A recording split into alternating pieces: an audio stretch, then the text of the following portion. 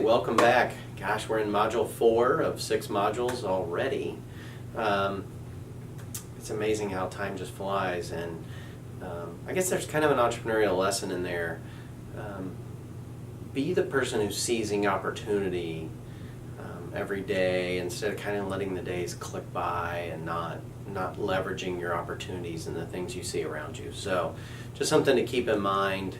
I tell my kids that all the time, and they kind of look at me like I'm crazy, but I think you can handle it. So just make sure you're trying to seize moments of opportunity every day. So module 4, in Born to Build, we're going to talk about activating on ideas. But before we do that, I'll talk about some of the other things in the module. There are a couple of videos on legal forms of organization for businesses, for new ventures, and some legal issues. I think the forms of organization, it's really important stuff, and it's something that a lot of people who start new ventures don't have a lot of, they get into it and they don't know what to do. And it's really important. So I would definitely watch that one. Obviously, the information will be on the quiz, so you want to anyway. Also, we will have an assignment centered on the book Business Model Generation, and specifically a tool in that book called the Business Model Canvas. Business Model Canvas, if you're not familiar with it, is literally a one-page document that's very visual. It has boxes in it with certain things you fill in, and it's what's called a lean startup tool. So it's, if you think of a business plan and how a business plan for a new venture might be this thick, this lean startup tool is kind of the summary document of that. And it's just a good tool to have in your toolbox. It's a good way to think about businesses. You can blow these up into poster size and put them on a wall, and you can have people put up post-it notes. You can write in it. It's a good tool. So I'd urge you to hold on to that PDF. If for some reason you don't buy the Business Model Generation book, or you haven't bought it, you can still do this assignment pretty easily without it. It's a good book and it's not expensive. But the Business Model Canvas, I do provide the PDF for that. You can also download it from their website. And the other thing you'll need to, and I give you a link for this, but you'll need to check out, there's a very short 2 or 3 minute tutorial video on the Canvas itself, and it kind of walks you through the elements of it. That's on their website as well, but I'll give you the link in Canvas, so be ready for that. Let's talk a little bit about the assignment that goes along with this. You will do a new venture proposal assignment, and you'll actually propose a new venture. And really, some students get really worked up about this, but it's really a simple assignment. I just want you to look around you and think of problems around you, like challenges, struggles, problems, and then think of solutions for those problems, and pick one and land on it and go with it for this assignment. It could be a for-profit proposed venture, it could be a nonprofit, it could be a social venture, it could be a project at a place you work, whatever. You could assume that you're an employee in an organization and you're going to start this project. So it could be like a corporate venture. So it's really flexible. But here's the key pieces to this. There's 3 parts to this assignment. You will fill out a business model canvas, and you'll turn that in. And you can either fill in the PDF and save it and turn it in. You just want to make sure it's filled in. You put some effort into answering the questions and addressing each kind of tile in there. You could handwrite in it and take a clean photo or a scan and post that. Pretty flexible. So those are kind of your options. You could even have a poster printed if you want to do it on the wall and take a picture of that. However you want to do it. It's really up to you.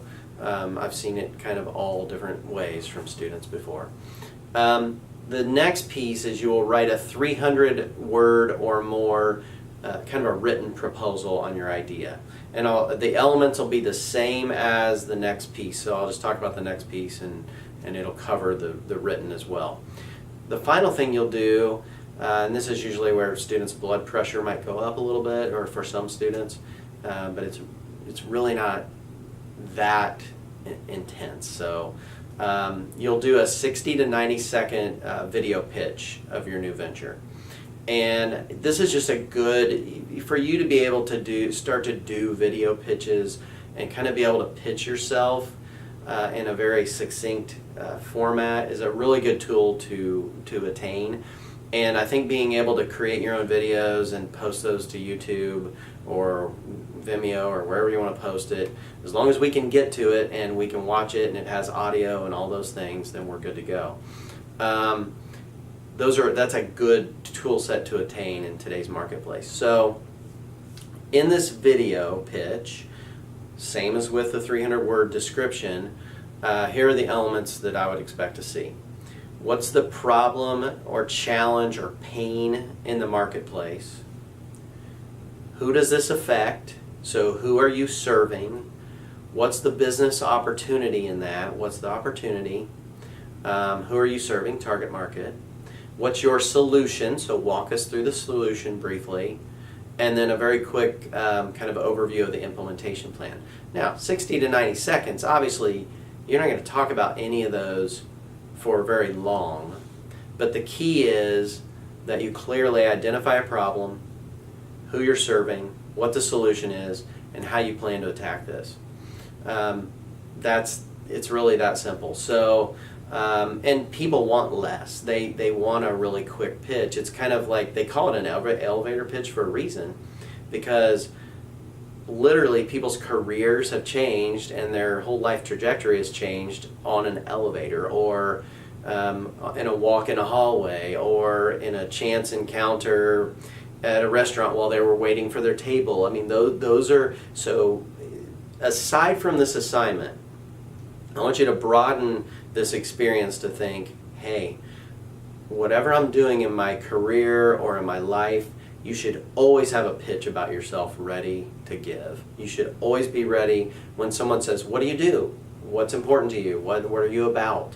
Think about that. How could you appeal to them? Because you never know when that moment will be kind of a moment that is life-changing or gives you a great opportunity. So we should all always have kind of a pitch ready to go about what kind of work we do, who we are, what's important to us, those kinds of things. So really think about that.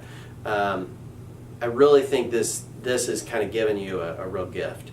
So to be able to practice this in this course with really low pressure. I mean, I want you to record this, and I don't want someone talking to you in the background. So I want it to be well done. But I'm not expecting you to have the next big thing out of this. Although, like I told you in the last module, we've had some great businesses start out of this project. So have some fun with it, and who knows, maybe you will start a business out of this. If you do, though, I want to know. I want you to contact me. I want you to call me back or email me and say, hey, I started this business. And I'm happy to help along the way, too, if this goes further than just this assignment. So, Born to Build. The third key, activating on ideas. Just a few things I want to point out. As you start to, how do we get some forward momentum on a new venture idea or concept? The first thing we really want to do is hypothesize. What do we think the marketplace desires? How do we think consumers will react? Let's get that out on paper. Let's kind of document that. Let's test it. Let's experiment. Let's go out in the marketplace. Let's take a prototype, or let's ask consumers questions. Let's find out how they do actually respond. And maybe we actually sell some prototype products or whatever, which is a really good idea. Like the book says, look for customers, not funding. So kind of let your customers guide the business growth process and developing that business model. Measure those outcomes, learn from that, learn from the consumer, and then hypothesize again and test again. So I mean, the kind of everyday term for it would be tinkering, right? Just tinker with your business idea, but do it in an intentional way in front of the consumer to get their feedback, because they're the ones that are going to be paying for this or not. And if you're looking at a nonprofit or something, okay, who redefine the word customer to what it needs to be. Maybe customer in that setting is donor or volunteer or whatever. So sometimes people get hung up on business words when they're starting a nonprofit or working in education or something like that, and it really doesn't matter. There's always a customer, so something to keep in mind. There's a couple of good videos out there you could watch on customer feedback. A big one that comes to mind is Steve Blank, who's really been a serial entrepreneur for decades now. He was a guest speaker at Stanford University in their entrepreneurship program, and they do a really good job of recording all of these speakers. Excellent website. I would urge you to go to that site. There's all kinds of speakers, and Stanford does us a real favor because these people may have talked for an hour, but they break up the sub topics into like really manageable chunks of information and video clips, so that the clips might be 2 minutes to 7 or 8, 10. So I think Steve Blanks is pretty short on customer feedback, but it's market feedback, it might be called. But it's a really good video that kind of talks about some of his experiences, how he would go to a customer trying to sell one thing. Like one time he was trying to sell computers, I think, and you got to go back 30 years on this, but he was trying to sell computers, and his customer said, well, we really need this. And so he started asking more questions, and one thing led to another. A whole other business idea started out of it. So you're always listening. People will tell you where their people are very quick, actually, to tell you where their frustrations, challenges, pains are.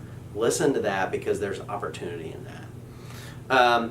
Pivoting is something important to consider, and we have to be humble enough to pivot our ideas and our concepts.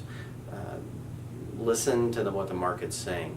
And then finally, that really goes hand in hand with pivoting and customer feedback is, what's our value proposition to the consumer? Like, what are we really able to provide them of value? Think about that. All right, 2 talents that I want to talk about in this module. The first one is selling, and it's pretty much what it sounds like. People who are high in selling talent, they're able to speak very boldly, they tend to communicate very well, they can make a case, so they can influence people. They typically are exceptional storytellers, very growth-oriented. One thing I want to say about storytelling, if you don't have selling talent, like if you're starting a team or if you have a venture team in at work, in a setting or a job, after you get out of Ball State, if you have a work team or a project team or a venture team and you don't have a storyteller, you want to find one, because people connect with stories. So it's something that is really important. And if you think about the best storytelling companies in the world, like Disney, that's why they connect so well with the consumer, because they tell stories really well. Some potential blind spots for selling talent would be, you could be too close to your idea, you could be too close to your sales pitch, to where it's like you're not listening to the consumer or your employees when they're telling you something, because you're just on that pitch. So you want to think about that. And so I guess one thing, example I want to give you about selling talent, because this just happened to me. So I'm not really have great selling talent. I mean, I'm probably middle of the road on that one. I can sell stuff fine, but it's not something that gets me really super amped up. And so there are people out there who are going to do it better than me, for sure. And if I do too much of it, it's really going to drain me. I was at a convention not that long ago, and one of my really good friends, Roy, was there. And I, along with Dr. Goldsby, we have a book coming out soon. And my friend Roy is going around to this convention, basically introducing me and selling the book to all these high-level people at this convention. And I mean, for me, it was this huge blessing because I didn't have to do it. But what I'm really good at is the next talent, which is knowledge. And he could kind of open the door for me with his selling. So you see like a powerful pair here. You see this great teamwork. And then I could come behind and get passionate about what I learned in the book writing process and all my research and kind of the applications. And so it was a great 1-2 punch, and it got people really excited about the book. I couldn't have really done that myself, and he may not have had the substance to fully sell it without the background information. So you kind of see how talents work together, not only within one person, but within multiple people. So it's kind of a great example of teamwork. I was really fortunate that he would do that for me because I didn't ask for it. I didn't know he was going to do it. I didn't even know he was going to be at the conference, actually. So it's quite a gift for me. Last one here that we'll talk about in Born to Build for this module is knowledge talent. People who are high in knowledge talent, they constantly push for in-depth information. Very heavy researchers, learners. They see knowledge as a competitive advantage in the marketplace. Again, I think of Disney, how if you've been to Disney with your family, they collect all this information, and knowledge is power. Another one that's a little more scary is Google and all of the information that, and Apple really too with their consumers. All the information they're collecting on us in the background of search engines and web browsers and phones and iPads. Those two companies, along with others, it's a little scary, but they're using knowledge as power. So I guarantee they have a lot of people with knowledge talent. You could argue, maybe don't always use it for good too, but it certainly works in building those business models. But there's a real obsession with learning there and using information as a competitive advantage. The blind spot for knowledge talent would be, the big one would be that you're just a little too hungry for information and knowledge and learning. You tend to go down too many rabbit holes, and I find myself doing this. I read about something or I hear about something, and before I know it, I'm into 3 hours into researching, and 10 websites later, and 4 videos, and 2 phone calls, and it's like, okay, I really didn't need to know about that right now, and I have other things I need to be doing. It can be too much information for even you, the learner, you, the knowledge person, but it can also overwhelm your customers and your employees. So those would be some of the pitfalls, but it's a great talent to have because, that is a saying that almost everyone knows, right? Knowledge is power, and when you have true knowledge, and it's an interesting point. A lot of people are saying, well, with all of the MOOCs and all of the YouTube videos and things out there, do we really need college anymore? It's a great question to ask. Are lectures important? Are learning from business people, is that important? My response to that would be, there's a difference between like knowledge and wisdom and information. And if you are able to get wisdom from someone, which would be application and knowledge with some guts to it, with some depth to it, then that's valuable. But you're right, if it's just information that's readily available, then you don't need it professed to you. So that was kind of a free side note. Whether it had any value or not, I don't know. But that's Module 4, and we're moving right along here. And I hope you're having a good semester, and we'll see you next time.